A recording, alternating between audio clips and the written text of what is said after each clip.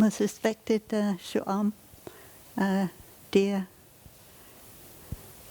beloved community. Today is the 11th of May in the year 2025. We are in the Lower Hamlet in the Assembly of Stars Meditation Hall. Chùa Cam Lo, what is that? Dharma Nectar Temple. And today is Vaishaka Day. Happy Vaishaka Day. We enjoy 3 sounds of the bell to enjoy our Buddha nature within us.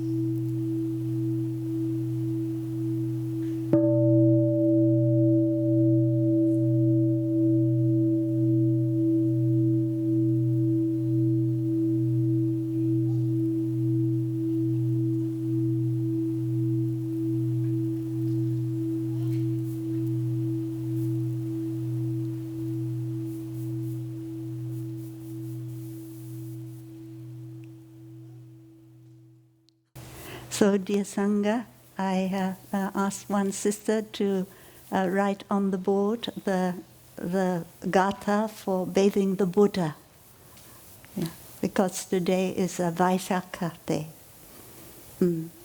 Vaishaka is the name of the month, of the 4th lunar month in India. One Indian friend just wrote email to me and say that, I don't know how we can celebrate Vaishaka in India at the moment. Luckily last night we hear there's a ceasefire between India and Pakistan. So we hope that the energy that we can produce both here and anywhere else in the world on Vaishaka Day will enable the ceasefire to be respected by everyone. So Vaishaka is a day when we celebrate. Actually, traditionally in Vietnam, the 8th day of the 4th lunar month is the day for celebrating the birth of the Prince Siddhartha, who became Shakyamuni Buddha. But in other countries, other Buddhist countries, they celebrate 3 things on Vaishaka Day. They say that the day the Buddha was born as Siddhartha is the day the Buddha became enlightened, and is also the day, that is some years later, not the same day, and also the day when the Buddha passed into parinirvana. So they celebrate 3 things. Yeah. So if you like, today we can celebrate the 3 things.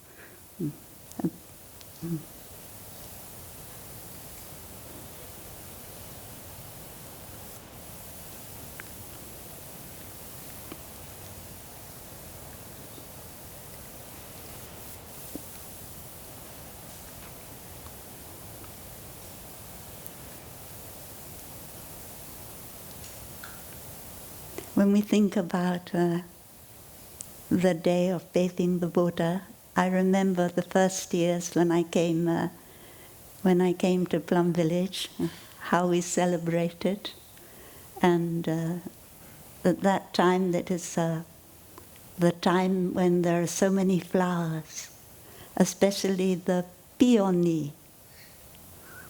Okay, modern. It's a very beautiful flower, and children would go and pick flowers in the early morning. Here now we celebrate very, what shall I say? I was going to say luxurious, but it's not the word. We celebrate much bigger and much less,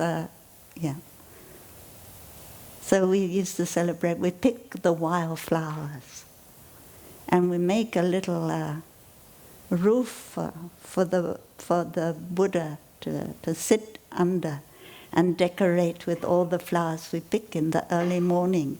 Oh, here now we have to start organizing several days before.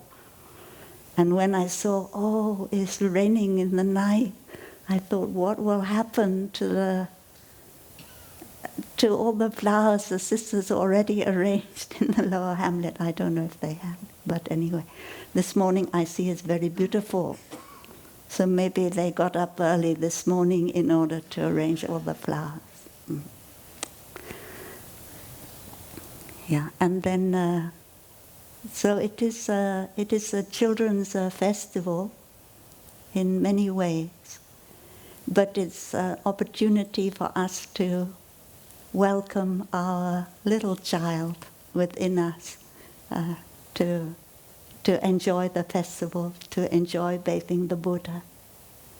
And at the same time as we welcome our little child to enjoy the flowers, to enjoy the beauty of this season of the year, to enjoy being in touch with the simplicity of bathing a baby, so innocent. Yeah. At the same time, we know that there are other things maybe in our heart, but the enjoyment we have with our little child is very good for helping us accept the other things that may be in our heart. So when we look at this verse for bathing the Buddha,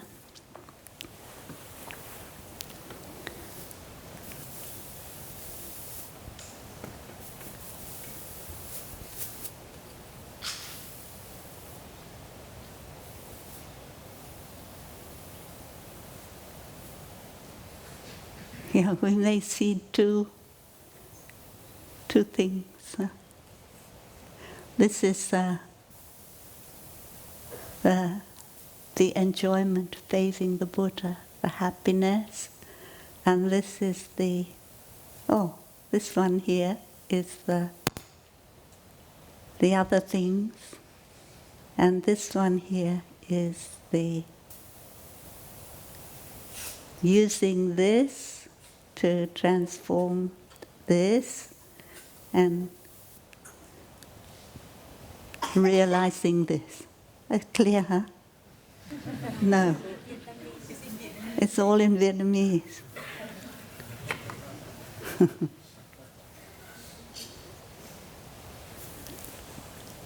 Hôm nay, today.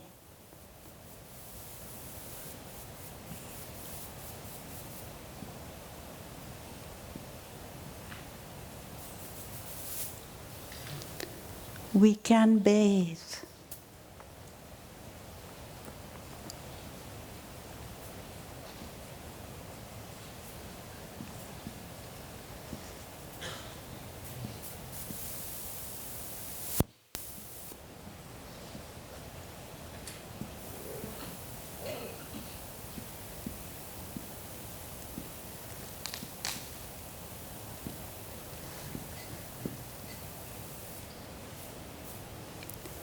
Today we can bathe the Tathagata. And when we bathe the Tathagata, so this must be the Vaisakha tree time, because Tathagata is the realized Buddha. And what is the Tathagata? The Tathagata is the bright light of wisdom, the bright light of understanding. Clear light, Minna.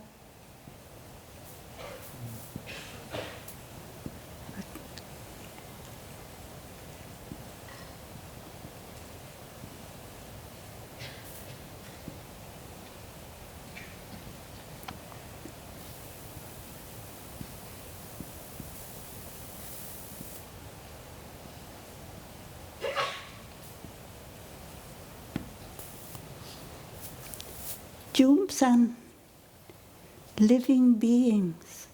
Living beings are beings who are officially not Buddha yet. They will become Buddha. They are Buddha to be. But now they are not Buddha, so we call them Jumsan, we call them living beings.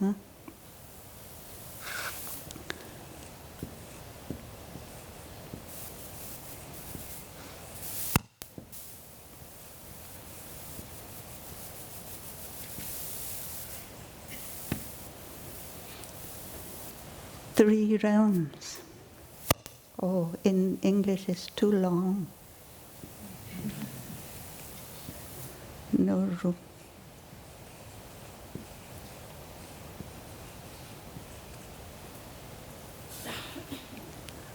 Are drowning.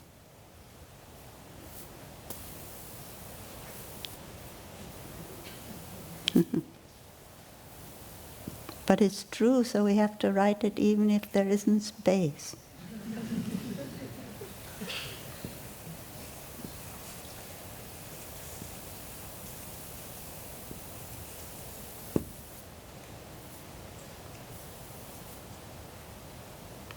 And they can see in the world of dust appear the Dharmakaya.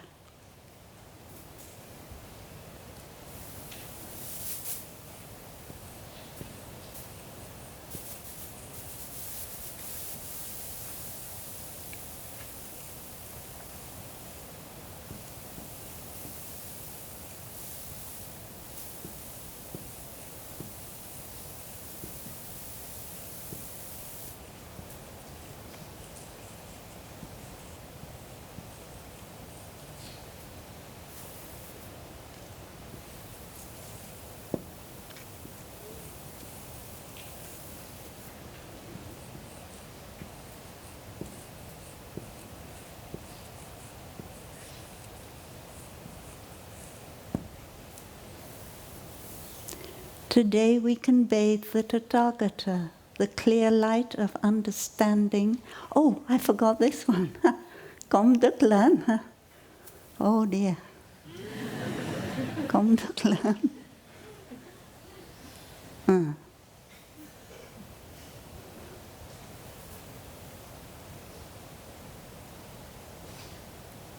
Immense merit. Immense merit.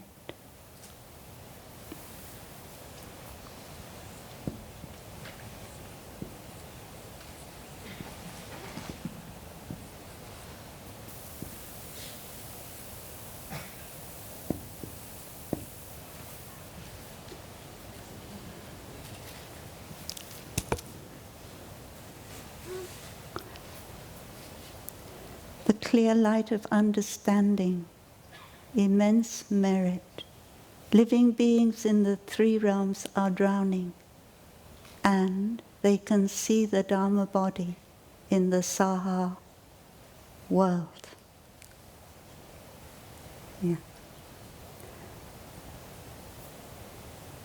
So this is what we really enjoy doing today, bathing the Tathagata in order to be in touch with our understanding, that deep understanding that we have, each of us has. So while bathing the Tathagata, we recognize in each of us, in me and you, there is this Tathagata nature, the clear light of understanding. And then we realize that this is what is needed in order to, and the immense merit that comes from that understanding, which can help living beings who are drowning in the three realms to see the Dharma body in the sangha world. I didn't put the world of dust because you may think it means that in every grain of dust we can see the Buddha, well, the Buddha realms. It's true, we can. But I put that because sangha world means the world that is insecure, the world that is always changing. And yeah.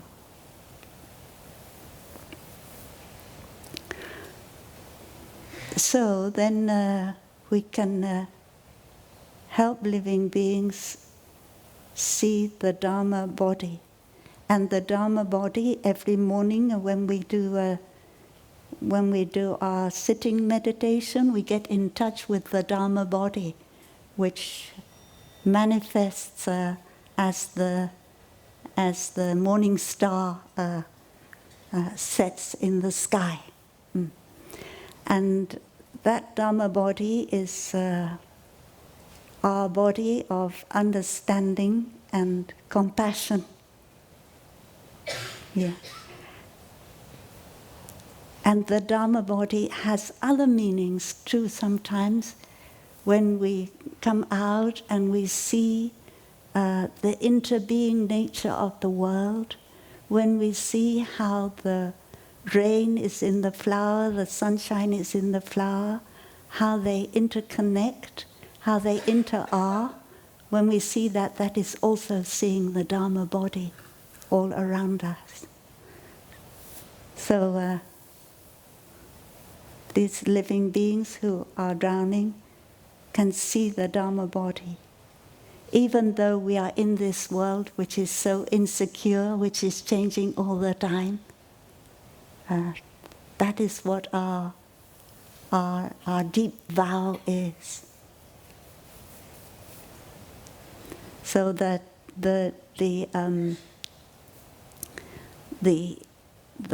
today is a time for us to strengthen our deep aspiration to bring into the world the light of understanding, the happiness that can help all living beings in the three realms. I don't want to go into the three realms now. I think we can just, three realms just mean where the realms living beings can get caught in. You can move freely between the three realms, or you can move in bondage into one realm after the other. But we won't go into that. We don't have time.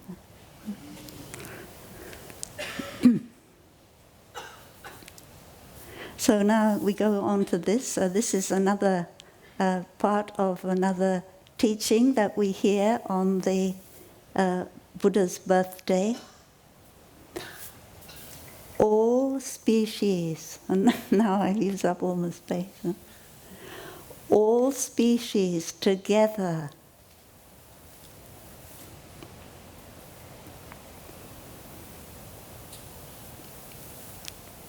all species together, gui, means come back home. Huh? Come back home, in direction coming back home. Return to yourself, come back to yourself, and take refuge. Niktam, with one-pointed mind, with concentration. When we come back to ourselves, we take refuge in the Buddha within us. We have to be concentrated. And when 10,000 species together can come back and take refuge with one pointed mind, the path of no death, no birth will be realized. When 10,000 species come back with one pointed mind, take refuge, they aspire, they make the vow to realize the path of no birth and no death.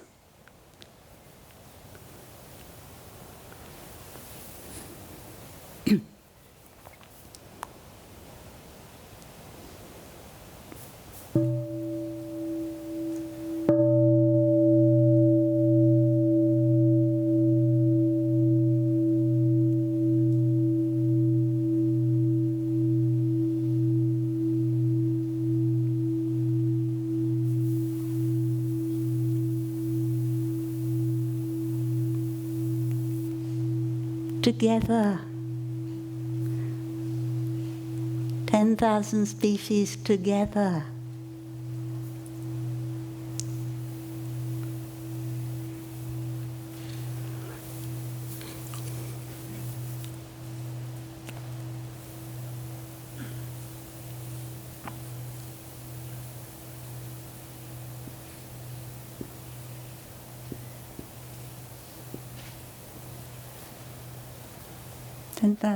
One more over.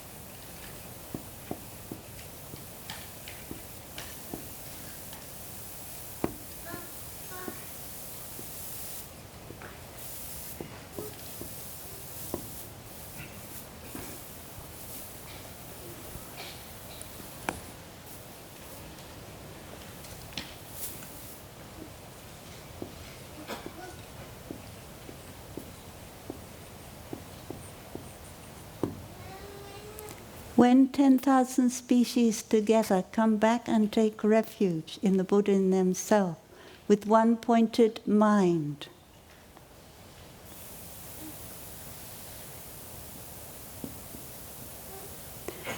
they will realize no birth and no death.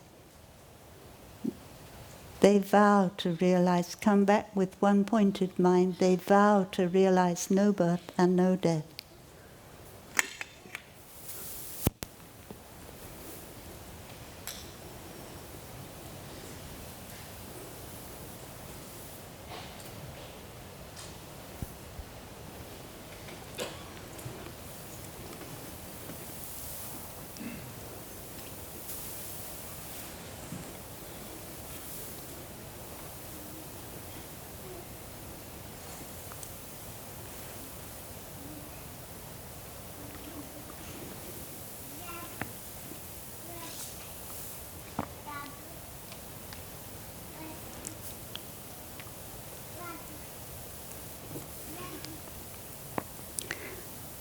So now we look a little bit at coming back with the one-pointed mind, coming back to ourselves. So this is when we feel that we are a living being who is drowning, then this is what we need to do, to come back and take refuge in ourselves. And there are different levels to what we are drowning in. There's very deep level. And then there is the more superficial level. In our practice, sometimes we can deal with the superficial level of what we are going through. And other times we need to go deeper into what we are going through. So when we say 10,000 species, we recognize that we human beings, we are just one species. Actually, we shouldn't be a separate species if we're really biologically correct, because we are just primates. We don't need a different species for every primate. But anyway, we've made ourselves into the human species, so we can, mere designation is okay. So we human species, we are very young. We only manifested, compared with many other species, a very short time ago. And we are the result of 10,000 species which were there before us. So when we come back to ourself, we also see that we are 10,000 species. Because if those 10,000 species hadn't been there before us, we human species, we would not be there. So when we talk about 10,000 species, we shouldn't just see them as something outside of us. And when we get in touch with that, we see that our suffering is not just our suffering. It is the suffering of 10,000 species. And when we are in touch with the suffering, it brings up something in us that is wanting to weep, wanting to cry. Hein? Et parfois, mon sourire se mouille de pleurs en voyant dans ce monde la grande douleur. Okay, you know? Anyway, this is, and sometimes my smile is moistened by tears when I see the deep pain in the world. Something like that. Huh? This song is...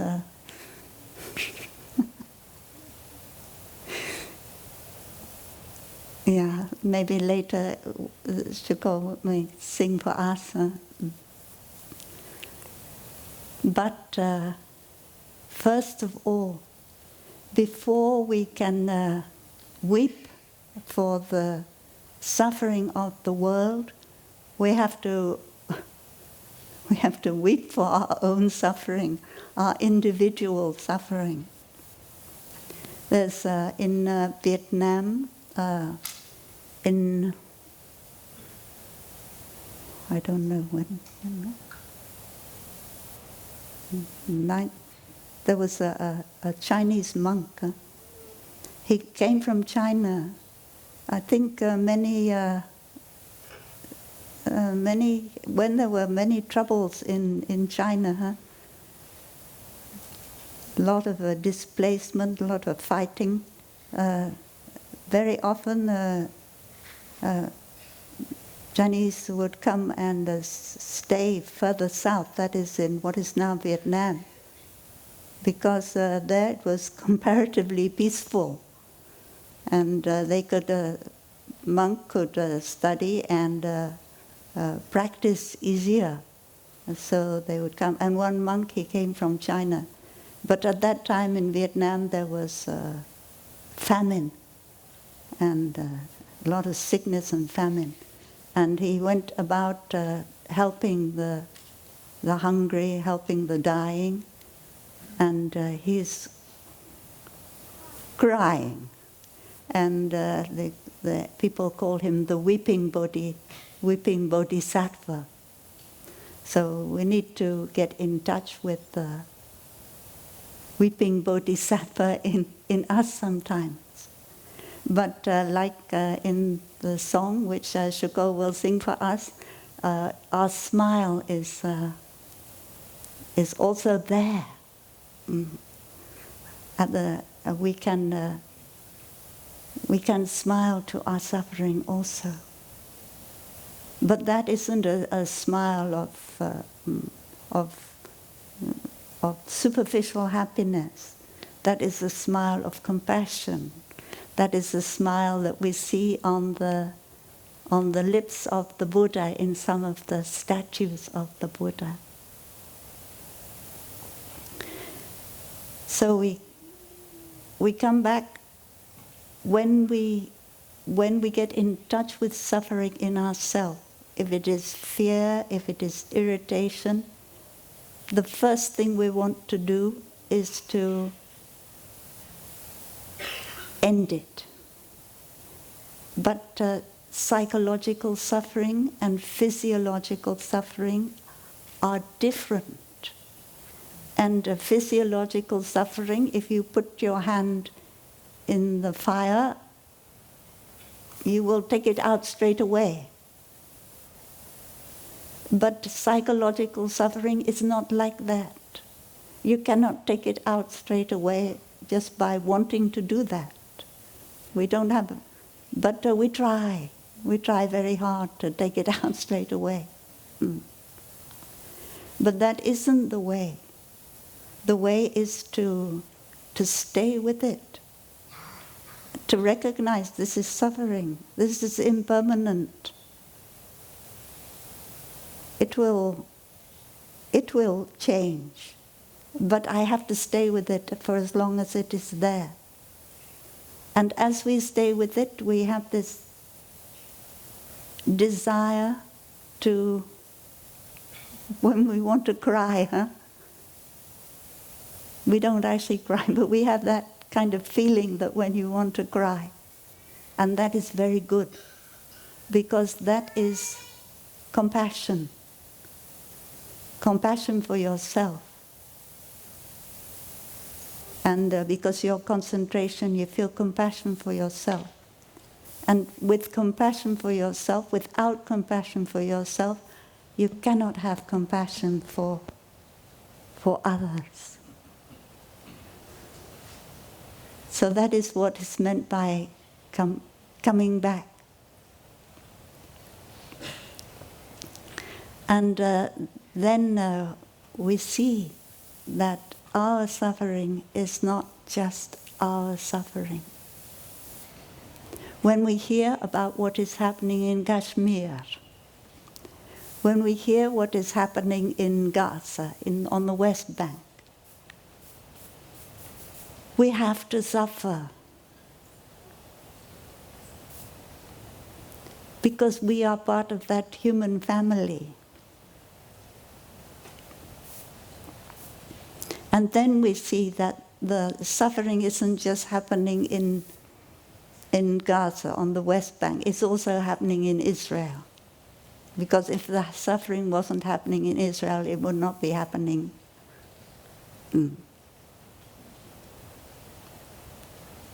And when we look at Pakistan and India, we see in the same way. The right-wing government in India, at first we don't like it, but then we see that they are suffering too. And so we have to feel compassion for them, and not just the people living in Kashmir. So our compassion, it grows like that.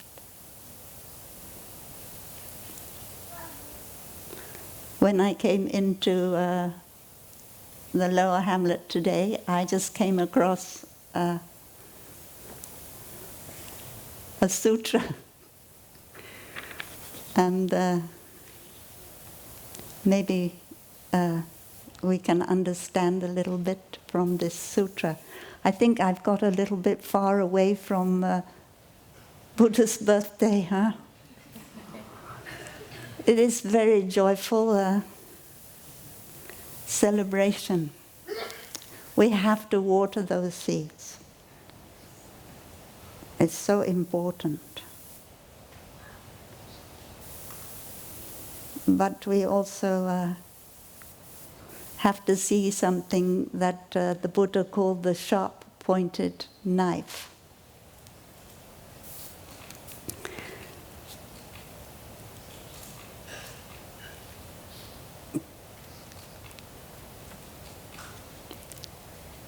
So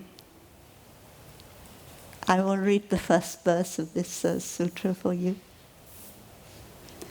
Let us listen a discourse on transforming violence and fear. Let us listen and observe to understand how, from a happy and wholesome state, people have brought society into a state of terror and violence. How have past generations acted for the situation to become like this? I want to talk to you about this suffering and tell you how I have been able to let go of fear. These are the words of the Buddha, the fully enlightened Buddha. So now we go on to the second part of the celebration today, celebrating the enlightenment of the Buddha.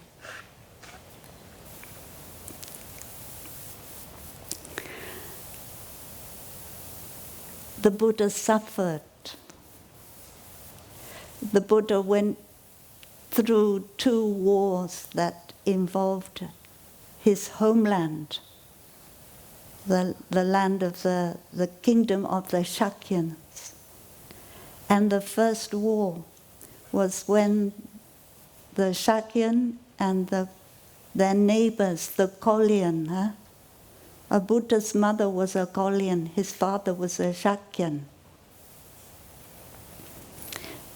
There's a river going between the Shakyan and the Kolyan territory called the Rohini River.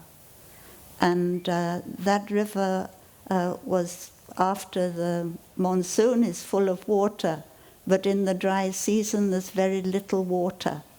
And at that time the Kolyans and the Shakyans, they need to water their crops. So they're both taking water, but there isn't enough for both of them. So they start fighting about that. They're going to go to war about that. But at that moment, Shakyamuni Buddha is there. And he stands between the 2 armies. And he gives this teaching. And then they do not go to war. The second time was this was very early after the Buddha became enlightened, that first time. The second time was when King Virudaka from Kosala invaded the Sakyans, massacred them, and destroyed Kapilavastu. And at that time, the Buddha could do nothing about it. So once again he gave this same kind of teaching about the sharp-pointed knife. And the Buddha said that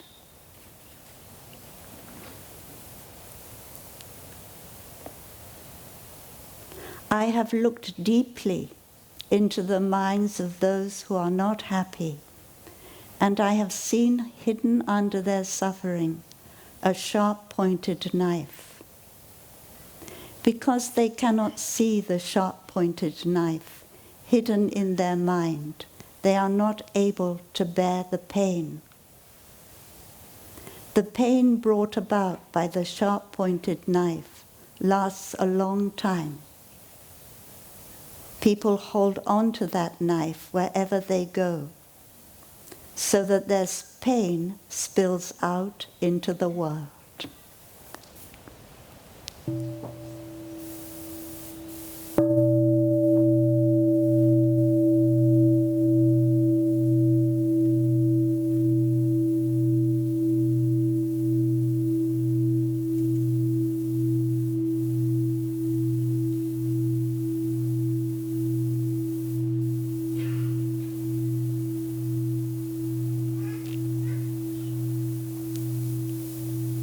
That sharp-pointed knife is very deep, difficult to see, but in our practice, coming back, developing compassion for ourselves, developing compassion for 10,000 species, we can see the sharp-pointed knife in ourselves. And when the Buddha is talking, the Buddha said, I tell you how I have been able to let go of fear. It means that the Buddha had seen in the Buddha's self that sharp-pointed knife and had been able to remove it. If the Buddha had not seen it, he would not, in himself, he would not have told us how to remove it. And the first thing that sharp-pointed knife is made up of many things. And the one thing that I saw clearly the other day, it's the desire. It's the desire to have a place which is your territory. And we see the birds now, they fight sometimes over the one bird come into another bird territory, the bird will fight it. That is what I see in the garden. No? So there is something very deep that we get from many species before us, and we have to recognize it. I recognize in myself the other day, yesterday. I opened my window because now the weather is warm, and there was an oriole somewhere near singing, and it's so beautiful. I was just following my breathing, enjoying the oriole singing so much. And while I was doing that, many creatures came into my room. One lizard came in, some mosquito came in, some jumping kind of spiders that jump, I don't know what they are. They came in, and then when the oriole finished singing, I look and I see all these creatures, and I didn't feel happy, and my first thing is get them out of here as quickly as possible. So I understand that this sharp-pointed knife is our desire for territory. And in Kashmir we see that. We see that in Gaza, we see that in West Bank. A desire for territory. And we have to understand that. And when we understand it, we remove it.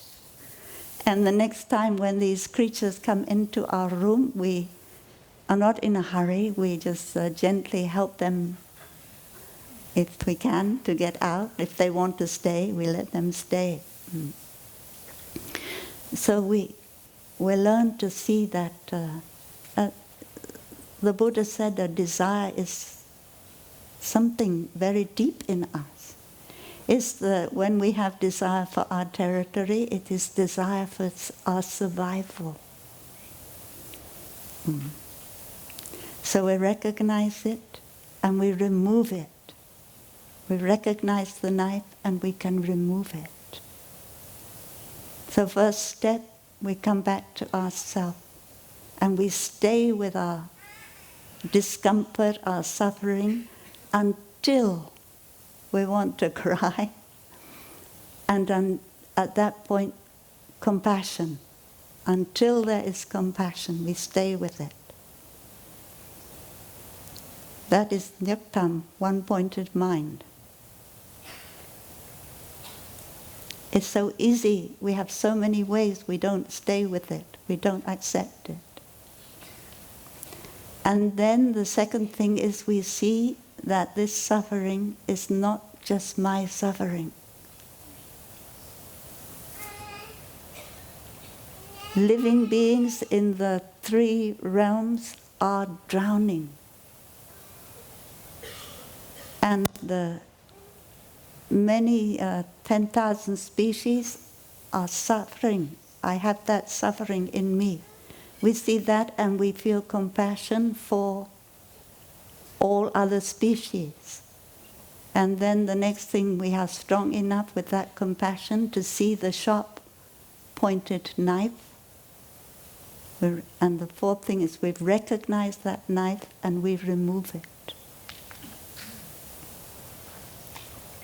So I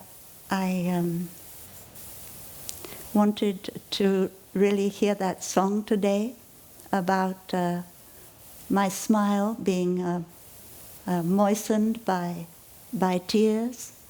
I don't know if I can request a nidrung out of compassion for us to offer a smile even though it is moistened by tears. Can you give Shuko a microphone, please? Thank you.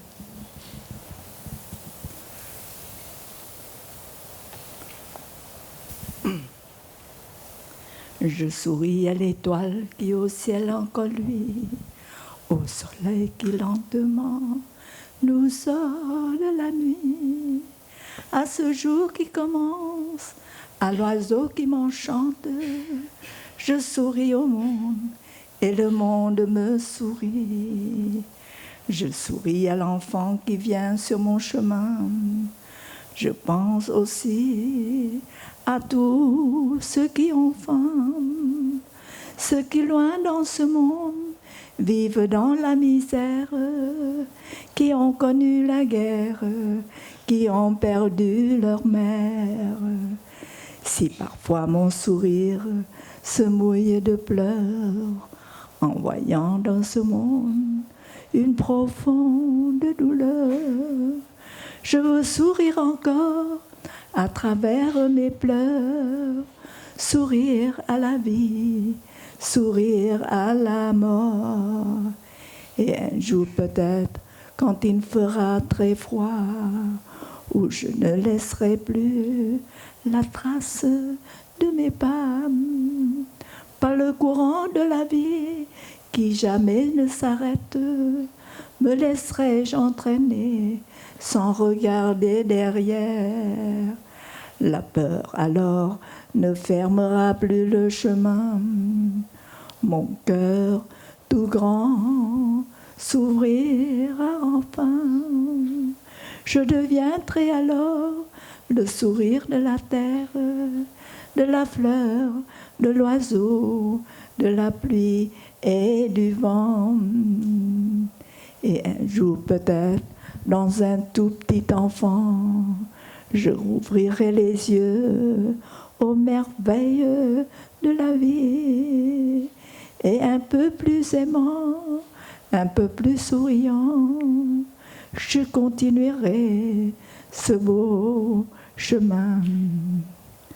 I smile to the star that still shine in the sky, with the sun that slowly guides us out of the night. I will smile to To the enchanting bird, I smile to the world, and the world smiles to me. I smile to the child that crosses my way. I remember also on those who are hungry, those who live in misery all over the planet, who have to face the war, who lost their mother.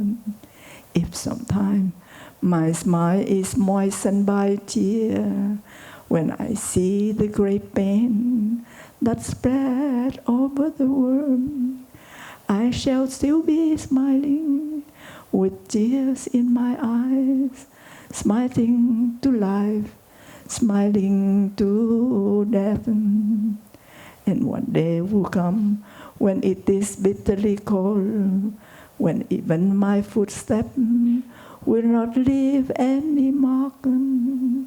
The never-ending current of life's energy will carry me along. I will not look back. The fear will no longer block my way. My heart finally opens very wide. Then I will become the smile of the earth, of the flower, of the rain, of the tree and the sun. And one day, perhaps, in a very small child, I will open my eyes to the wonders of life, and a little more loving, and a little more smiling, I will continue this wonderful way with all of you.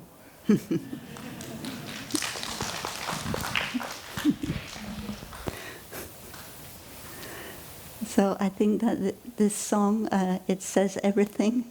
I don't feel that I have very much more to say. The fear will no longer block my way. I will open my heart very, very wide. And in this sutra, the Buddha also says that the number of people who are able to remove the knife are not us, is small. Yeah. But we are lucky because we have the sangha. So we can do it together.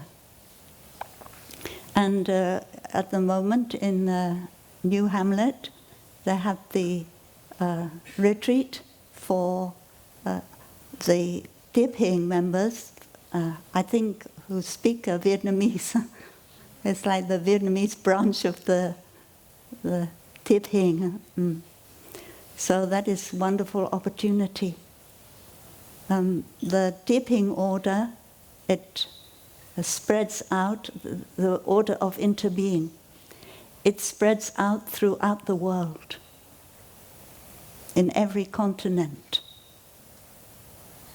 And it is our hope for better times with the steady practice of a community that relies on the 14 mindfulness trainings.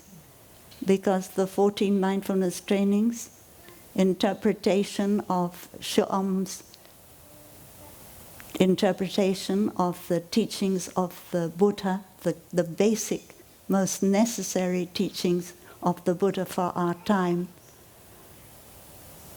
yeah, they are practiced. When they are practiced in all continents, it gives us great hope. Next year is the 60th anniversary of Ni Trung Shuko ordination as a member of the Tiếp Hing order. 60 years. And how old were you then, Shuko? Oh, okay, that is the Zen master, I'm sorry. Okay. Never mind. Shuko, I don't know if you heard, she said she does not have any age. So Yeah, so never, never mind. But I think she was very young. She was like a very young order interbeing member. If I'm allowed to distinguish between young and old. So we need many young people to be in that order of interbeing. With with the practice of the 14 mindfulness trainings spread out very wide, we can have hope.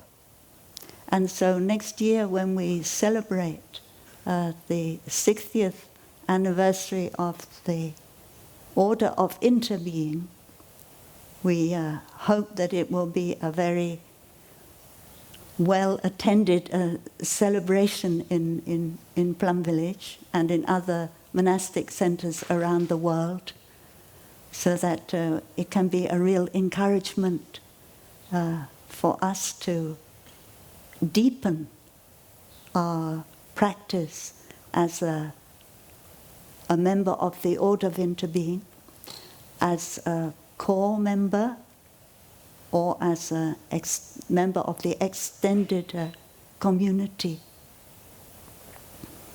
Yeah, to bring more trí tuệ quảng minh, bring more the clear light of understanding into the world.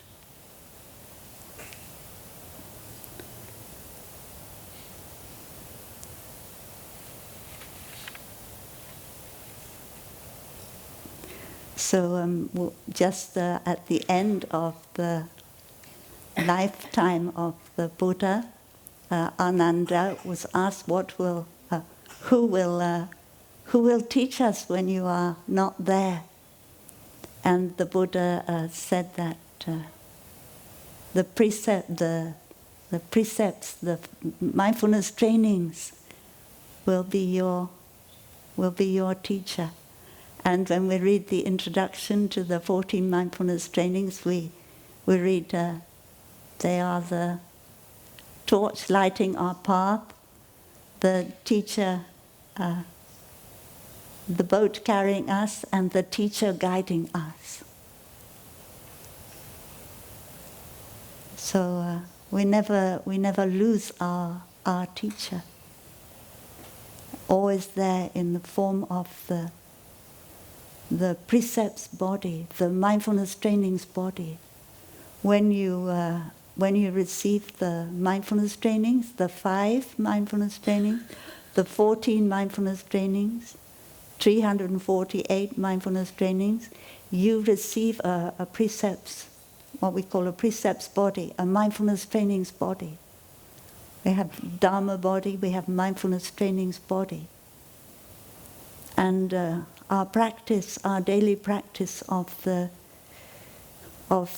mindfulness trainings and the 5 manners is what keeps our mindfulness trainings body alive. And so we take good care of it. And in taking good care of our own mindfulness training body, we are also taking care of the mindfulness training body of the Buddha and of our own teacher, Shu'ong.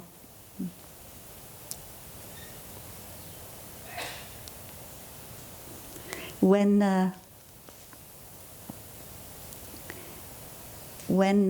Siddhartha, the prince who was to become Buddha, was 9 years old,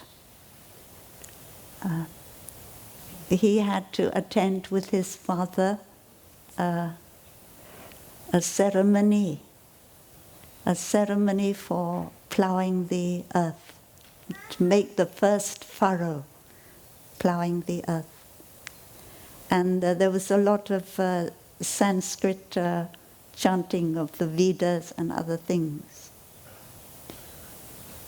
And Siddhartha found a place in the shade of a rose apple tree and sat there, just as he had seen yogis and brahmanas sitting in meditation and naturally followed his breathing. And following his breathing, he reached a peace and joy within, a deep sense of peace and joy. So this is something that our children who today will be able to bathe the Buddha, children in us, children outside of us, will bathe the Buddha today. But they also can practice, the children can practice to touch that peace and joy with breathing. One Dharma talk we heard not long ago from a 9-year-old boy, 7-year-old boy, I don't know, on the West Bank, practicing meditation, that it bring him peace and joy. So this is something children can do. It's our hope. So the Buddha recognized that. And then many years later, 20 years later, the Buddha was trying so hard to find a way that would transform the world, to transform the afflictions of the world, to transform the afflictions in oneself,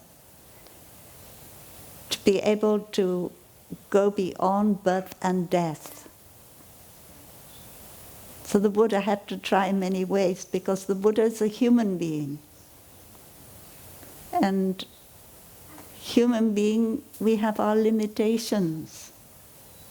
So the Buddha tried the way of self-mortification, not eating, doing other things like not allowing oneself to breathe and so on, thinking that this way may lead to an insight that will help me overcome birth and death. But it didn't work. And one day, Buddha, this is not really Buddha yet, I should not call him Buddha, Siddhartha, and one day Siddhartha said to himself, he remembered that day when he was 9 years old and practiced under the rose apple tree and felt that deep peace and happiness.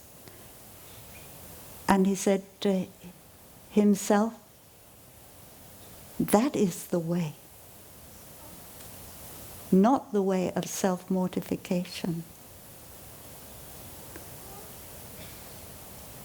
To realize that deep peace and happiness, and from that to be able to look deeply, to remove the sharp-pointed knife, and to be able to look deeply into the interbeing nature of all things in order to overcome birth and death.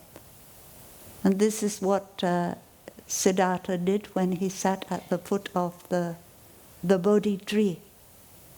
Later on, in a teaching the Buddha gave to Shariputra on emptiness, the Buddha, one day Shariputra came, it's time for a sound of the bell.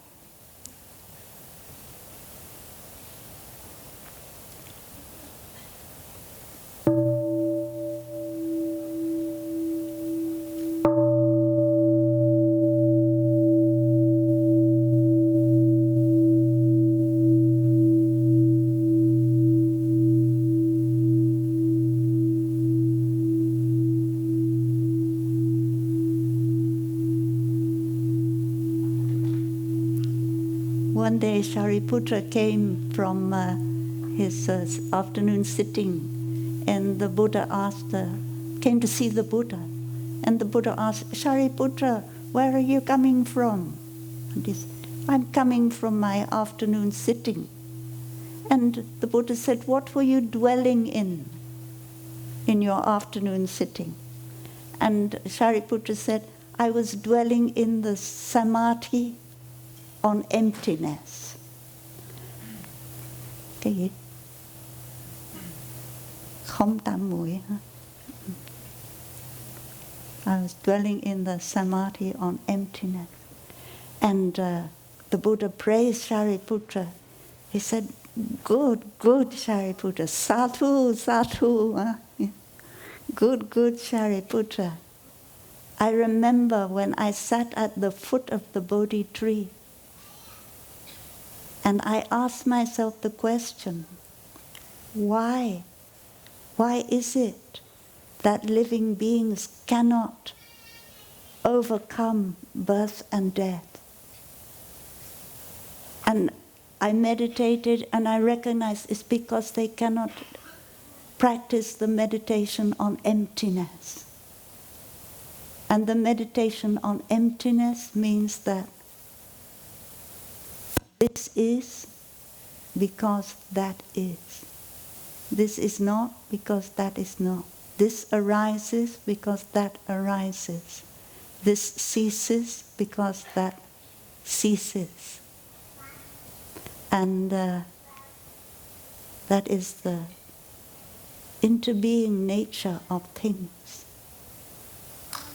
That is emptiness. Empty of what? Empty of a separate self.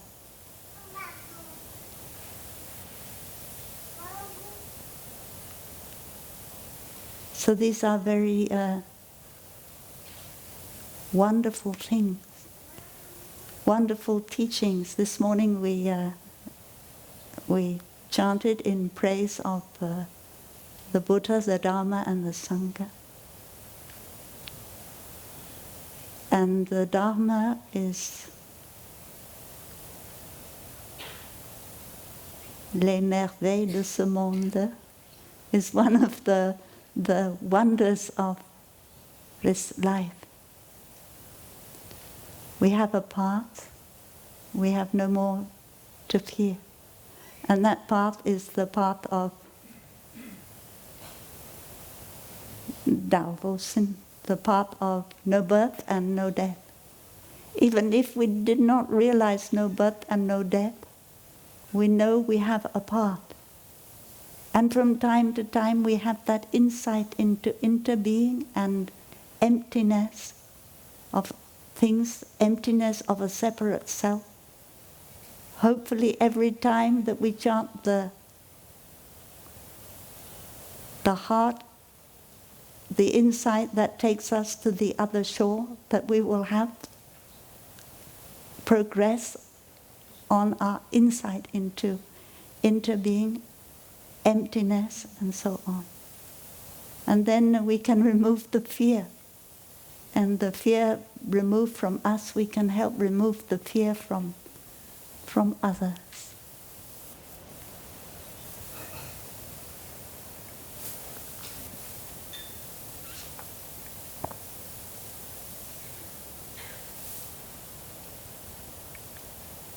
The Buddha said in that same sutra, we have to keep looking deeply into objects of mind, that is all phenomena, until we realize the samadhi on emptiness. And we have many meditations in the book of guided meditations that can help us look deeply, both when we are doing sitting meditation and when we are in our daily life. And we can use those. They are a legacy that has been handed down to us. And we make use of it in order to go on this path of no birth and no death. Oi, oi, enough, huh? We can end here. Thank you.